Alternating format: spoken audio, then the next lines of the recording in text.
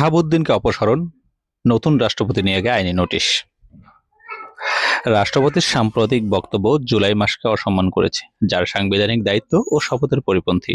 ফলে তাকে অপসারণ করে সংবিধান অনুযায়ী নতুন রাষ্ট্রপতি নিয়োগে আইনি নোটিশ পাঠানো হয়েছে। দৈনিক ইত্তেফাকে বৃহস্পতিবার সুপ্রিম কোর্টের আইনজীবী ব্যারিস্টার শাহরিয়ার আইনি এ নোটিশ পাঠান। নোটিশটি সংসদ সচিবালয় ও আইন সচিবের কাছে প্রেরণ করা হয়েছে।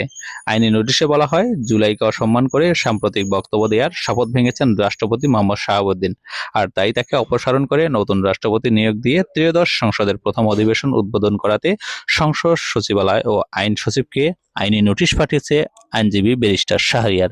নোটিশে আরও উল্লেখ করা হয়, 24 ঘন্টার মধ্যে এ বিষয়ে প্রয়োজনীয় ব্যবস্থা না নেওয়া হলে আইন অনুযায়ী পরবর্তী পদক্ষেপ নেওয়া হবে। ইত্তেফাকে এই বিষয়টি নিউজ করা হয়েছে যে রাষ্ট্রপতির বিভিন্ন বক্তব্য অনুসারে সেটি একটি আইনি নোটিশ পাঠানো হয়েছে। নিউজটি ভালো লাগলে অবশ্যই শেয়ার করুন এবং আমাদের এই চ্যানেলটি যদি নতুন হয়ে থাকেন তাহলে সাবস্ক্রাইব করুন। ধন্যবাদ। আসসালামু আলাইকুম ওয়া রাহমাতুল্লাহি ওয়া বারাকাতুহু।